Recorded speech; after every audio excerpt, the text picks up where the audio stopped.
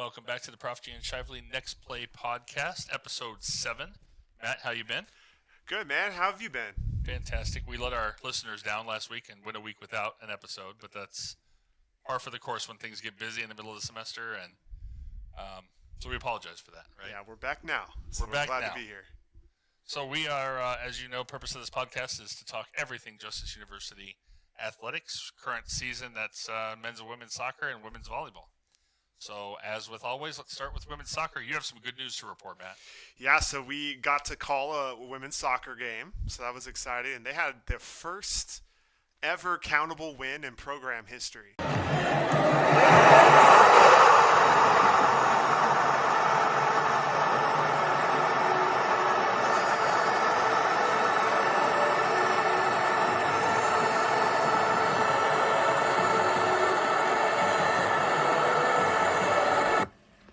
And they beat Nelson, our rivals from Phoenix. Yep.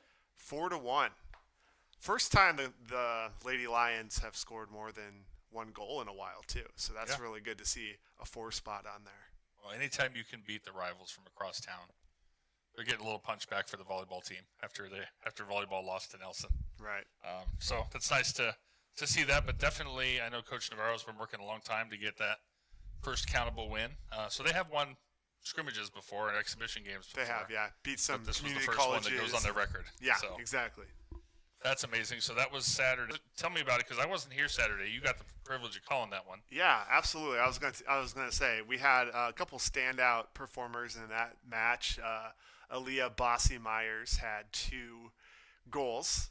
Amazing. And so I had a chance to sit down with her after and ask her about just the countable win and some of the progress and just what it felt like to score a couple goals. And this is what she said about that. That felt very amazing, and my team was supporting me. They gave me so many high fives after, and it was so exciting. Yes, I feel like I had a lot of missed shots, and I felt like I needed to make up for my team because they were passing me really good balls, and I was selling. So it gave me more motivation to try to put one away and finish. Because like my first year, we only had 10 girls, so we couldn't have a real season. So we've been grinding towards a countable win for 3 years now, and it feels amazing. It was awesome, and we had a lot of supporters. People came out, it means a lot. My mom's here, so I was very excited. Yeah, I think it helps having our team, our school behind us. And then after, some other standouts, the first goal was scored by Ari Lockwood. And she had we have a couple really good left-footed kickers on that team. And so I think that just can throw off the goalie just a little bit. And so I got a chance to watch some of that from Mexico. I was on a mission trip this weekend, so I had to miss the game, but I got to watch part of your call. Fabulous job, by the way. Yeah, thank you. That was fun. But, she seemed to have a good amount of domination on that left side of the field. She did. I don't know if it was her matchup was in her favor, but she seemed to get good positioning quite a bit during the game. Right. We haven't got to see a lot of women's soccer because this was their first home game, and it's deep into the season here. So they've been to California a bunch of times, and we saw that very first game against Park, and no goals to talk about there. But what we did see was Mike Navarro using Bossy more in the defense at first, and then slowly move her up to that center position and more of a striker. And so that's kind of what he did in this game too. When she scored that goal, she was moving up to that striker position. And then in the second half, she was in the center of the action the entire time. She had attempt after attempt after attempt and finally got her second goal. And so that was good. And then Raquel Trogdon added the 4th goal. So it was 2-0. Then Nelson got their 1 goal and got a little close there, 2-1. 2 minutes later, and they call water break 1 minute later. Then 1 minute after water break, Aaliyah added the 3rd goal to make it 3-1, and then Raquel added the 4th to put it away. So this could either bode well or not well, depending on how Nelson takes this loss here. But they're playing Nelson 3 more times this season.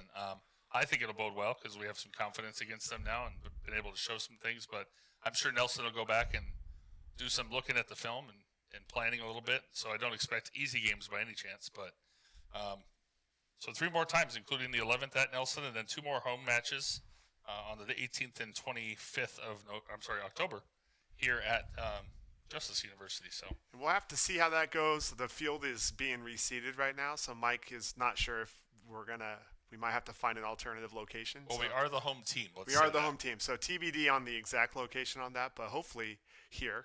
And he even said we might get to host some kind of a conference tournament too. That's on their calendar. Yeah, really that's cool mid-November conference tournament. So let's cross our fingers that we find a good location or get that field back in shape again. Definitely want to have the nicest and safest field for the athletes for sure. So absolutely. So great job, women's soccer. Can't wait to see another game. I'm sorry I missed the first win, but out there watching all kinds of games. And of course, the 1 week I'm gone. You must be the good luck charm. I don't know, but it was good to see it either way, for sure. Yeah. So men's soccer, not quite so much success this last couple weeks. This 28th, they had a game against Nobel. And then on the October 2nd, they played Nelson as well. You've got some updates on those as well. Yeah, so the Nobel game was 1-0. Tough game there. They couldn't pull out the win. And then against Nelson again, 2-0. And their leading scorer on the year, Yair, was not able to make that one. He has an injury. He's nursing a hamstring right now, but hopefully he'll be back really soon. And that's a tough injury for soccer players, especially. It is. Yeah, they're a little banged up all the way around. They're a little light on subs. Quite a few guys. That last game we called, we had quite a few people hanging out with the trainer. Yeah. He was the most popular guy out there, which is not necessarily what you want. I think the last podcast we did, or maybe one of the last games, you interviewed a couple of the players after the game, and I remember one of the comments was that they were proud of the team for finishing through even though they were short on subs. So It's been a problem for a few weeks now. Hopefully, Yair is able to get back out there again, not be gone too long. They don't play again. Well, they played the 9th against California Christian. We're yet to know where that's going to be exactly. Right. But I believe that it was originally intended to be a home game. But again, with the seat being refilled, or reseated, probably not going to be there. Right. And then they get a little bit of a break, so maybe they can do some healing. They don't play again until the 24th, so they're going to have a couple of weeks break, which will be helpful for the guys, I'm sure. So 0-2 for men's soccer, but they do have California Christian coming up. Hopefully they can rebound there. And if it is home, maybe you or I or both of us will be there to call that game. So, good job pushing through men's soccer. I know it's tough when you get injuries and all that stuff, especially when it's your leading scorer. That's hard. Tough to come back from. So it is. It's like the Warriors playing without Steph Curry. That's a lot. Yeah, exactly. So women's volleyball, kind of a mixed bag with women's volleyball this last couple of weeks. We were able to call the games on the 30th and the 1st of October.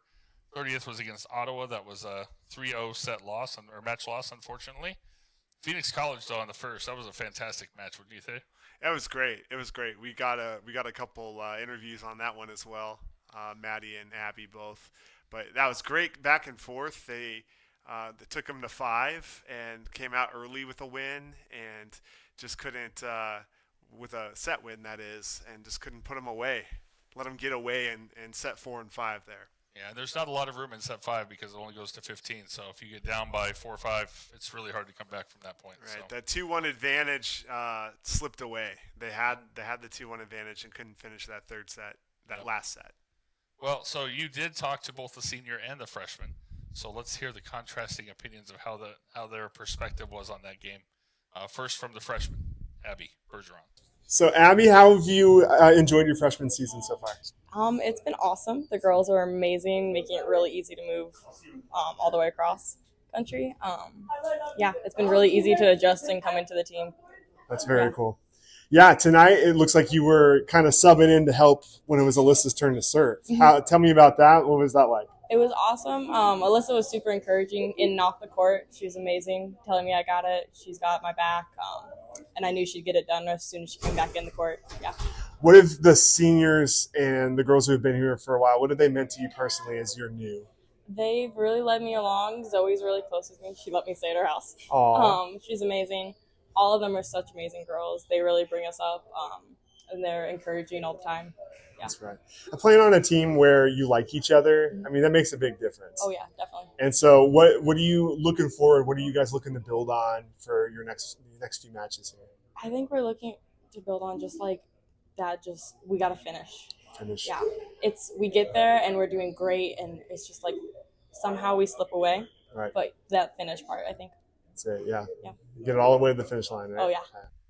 The Bo there bringing some good insight and enjoying her first year here at Justice, which is great. And then Maddy, lots of family support. Yeah, they're always on the broadcast, dropping in comments. I'd like to say they're in our fan club, but it's probably more about Abbie than it's about the us. Abbie fan club. Hey, I'm cool to bring it to them, so we're fine. Yep, and then the senior Maddy having a great year. She's a little banged up. When you were talking to her, she looked like she was kind of holding her ribs a little bit, and as always, throwing her body around. But this is what Maddy had to say after the 3-2 loss. We had a lot of ups and downs, but we didn't pull through with the win, obviously. I think it has to do with confidence and just closing out. Closing out. It looked difficult tonight to close out. Yeah, there were some times you guys were right there, and it just kind of slipped away. What do you tell each other to try to get that momentum back? We really just try to build each other up as much as we can. I think we're all harder on ourselves than we are each other, which is good. But yeah, it's rough but we look to our teammates to build us up, and that helps a lot. Communication's important, right? Yes, I saw absolutely. a couple plays you guys were communicating really well. A couple, you and Leigh especially, were just kind of not quite on the same page. Yeah. What do you think about communication being a key thing? We definitely lacked communication in this game more than usual. But that's also with confidence. We were just talking about that in there, actually. That's good. Yeah. Yeah, and when you guys are confident and when you're all in the right spot, you're hard to beat. And that's what I've noticed. For sure. And just a lot of injuries are a big part of the game of volleyball. How do you guys deal with injuries? I know Ray went out tonight a little bit there, and you got a few more people down. Yeah. How do you rally when there's injuries like that? We just have to play through. Like almost, I can't name a single girl that's not injured right now. Right. But yeah, we just have to play through and understand that all of us are feeling the pain. Yeah. Yeah, and we've talked about you have a knack of getting concussions, right? Yeah. How are you doing now? Concussions lately? That's good. I'm good. I actually got hit in the face today, but. Awesome. Yeah. Face, but not the head. Yeah, not the head. I'm good. All right. Yes. Okay. Sorry about your face, though. That's all right. It was funny during that interview, too. Her family was right around the corner, kind of, and friends. That whole hallway was full of people. Oh, full. And she felt them. And so she was, like, kind of laughing and looking over her shoulder the whole time. But still brought some good energy for again, that was a hard-fought game. They just 2 back-to-back nights they played, and they were exhausted. And they still gave us some time to give us a few comments, so that was helpful. Coach Chrissy, a very long meeting after that game as well, and from what I'm told, the word that was used was productive conversation. Good. Or maybe it was constructive, one of the two, but I'm not thinking it was all positives, but it seems like the ladies took it well and can move on to go forward. Unfortunately, they did have a doubleheader back-to-back last night. We're recording this on Tuesday. On the 6th, which was Monday, Yavapai and Park University were both losses there for the Lions. So we're looking forward to seeing how it goes tomorrow night, Wednesday, before this podcast will release on Thursday. But they are playing Mesa Benedictine. I would tell you all to go out and watch it, but it's after the match now when you're listening to this. So can't do that. But what you can do is you can go out on the 16th all the way out to the west side and surprise against Ottawa. That's a 6 p.m. game, and they can definitely use your support. Ottawa travels well when they come over here. We need to do the same. Yeah, and I heard the soccer match when our men went up to, I guess I forget what that location is where Nelson plays. It's a big sports complex. CCB up there. Well, is that the same place? No, they played it it's called something 41. Okay, similar to like the Arizona. Yeah, it's like AAG a little bit. But anyway, I was told that all the women's soccer players were there. The volleyball girls were there. It had a lot of students made that trip. So hopefully they can do the same up to Ottawa.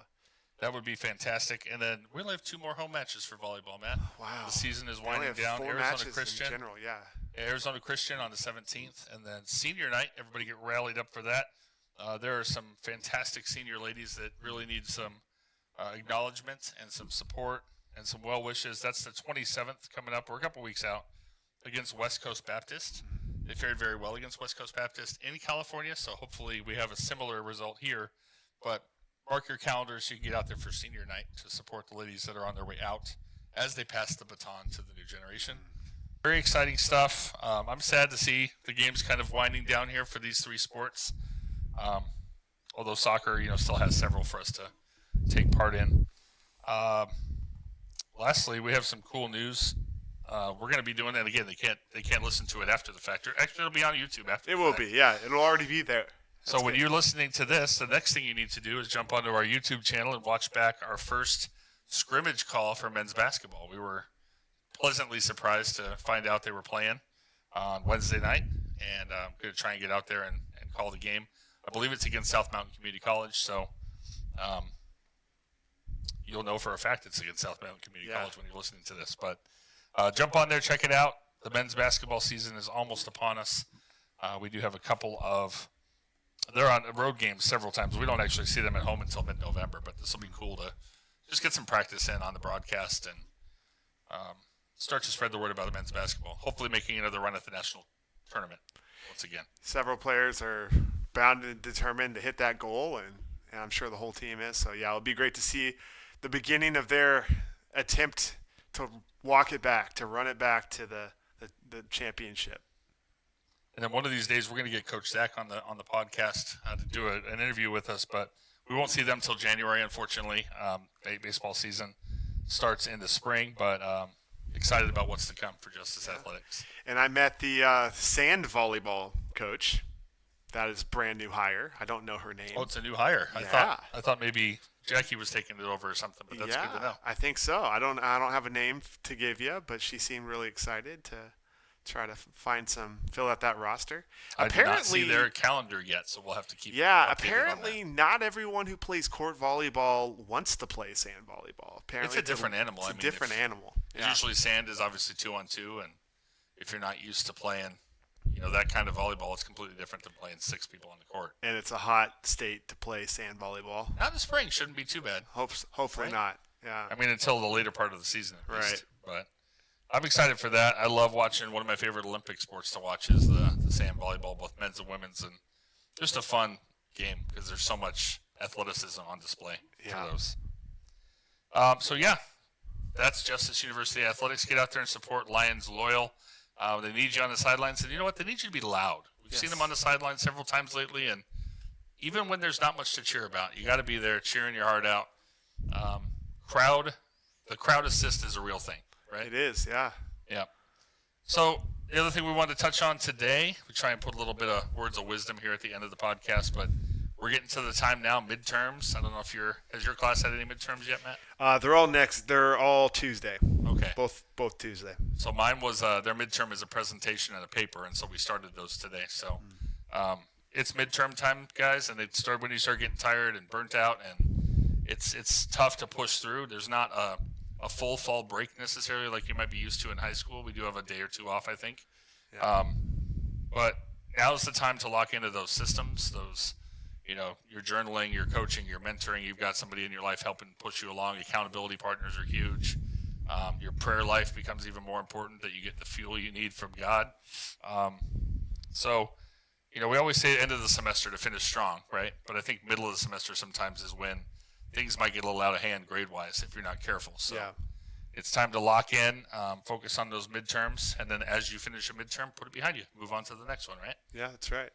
Any words of wisdom you have for mid-semester students? Yeah, I mean, that's it. It's a grind. It's a long semester, and both for our athletes and our student athletes, and just our students.